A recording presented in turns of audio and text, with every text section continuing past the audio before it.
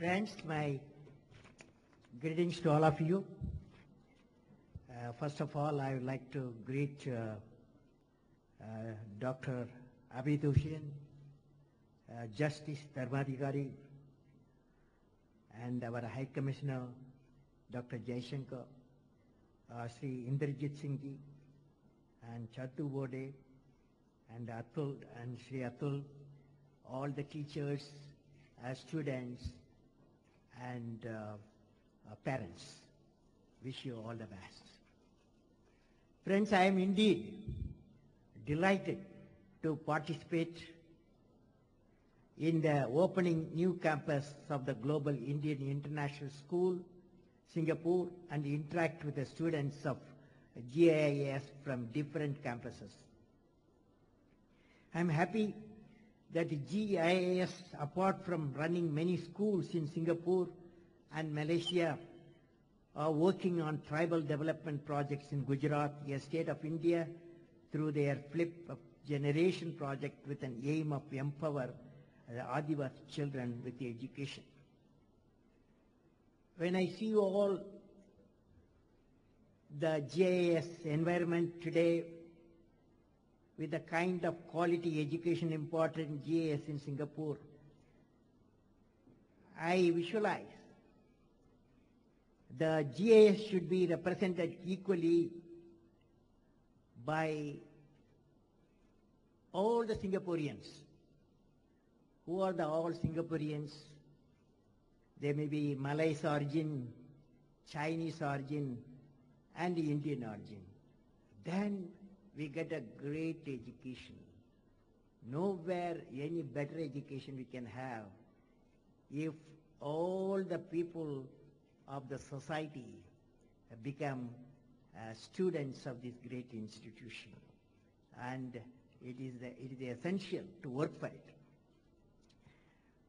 I would be happy if the GIS follows the principle of 70-30 principle, which is very popular in India now.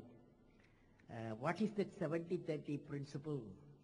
That means 30% of the students, you may provide education, free education, and who cannot afford the higher education what you are importing, and 70% of course you have to charge. I hope you will provide that opportunity in the near future. My congratulations to all of you.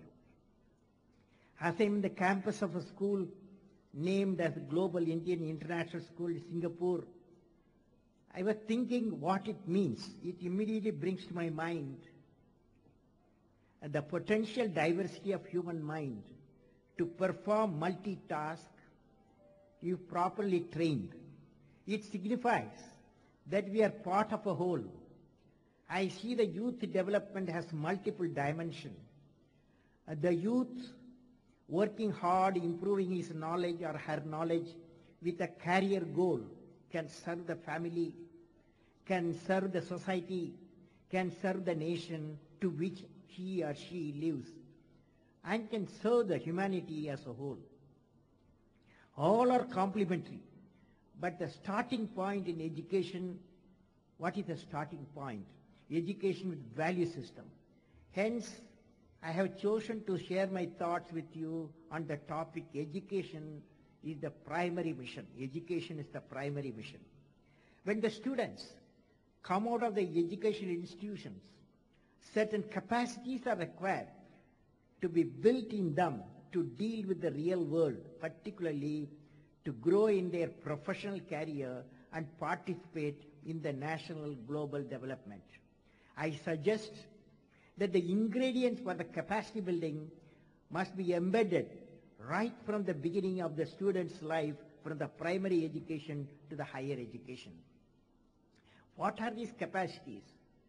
The capacities required to be built among the students in their formative years by the educational institutions are the capacity for research or inquiry, the capacity for creativity and innovation, the capacity to use high technology, the capacity for entrepreneurial leadership, and the capacity for moral leadership. This type of capacity had to be built among the student teachers also have to have the capacity. Now let us take research and inquiry.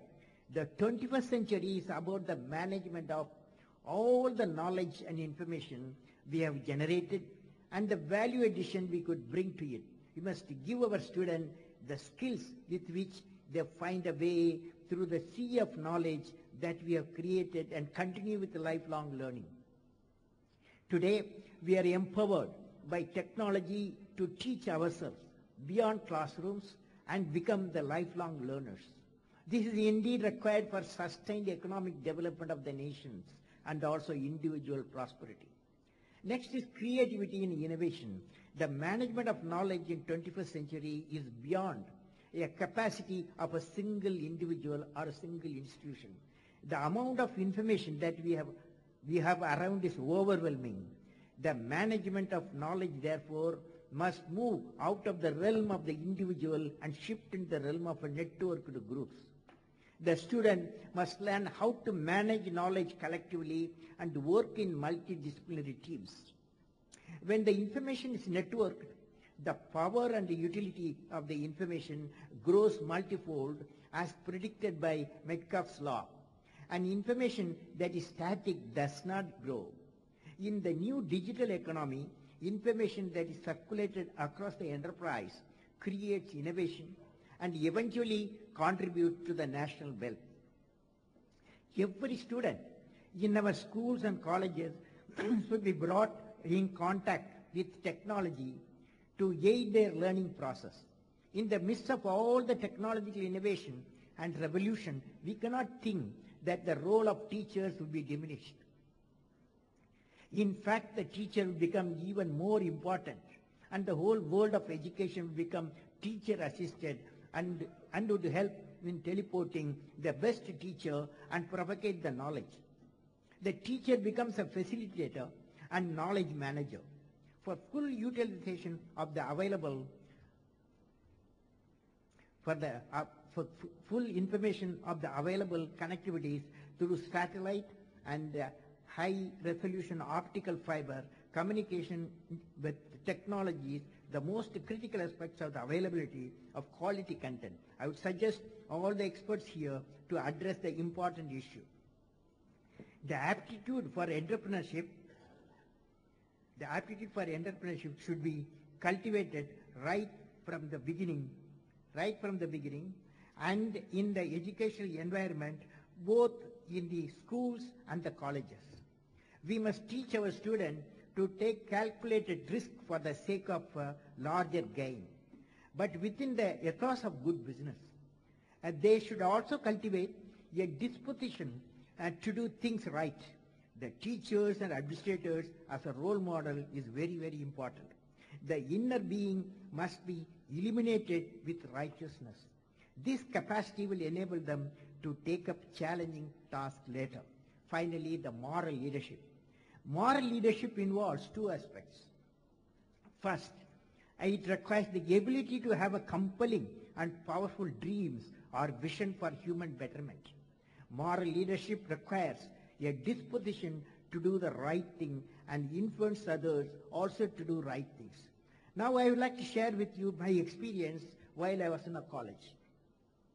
I remember the lectures given by the highest authority of a Jesuit institution, Reverend Father, a rector, Kolathil of St. Joseph's College, Tiruchirappalli, Tamil Nadu in southern India. Every week on a Monday, the Reverend Father will take a class for an hour. He used to talk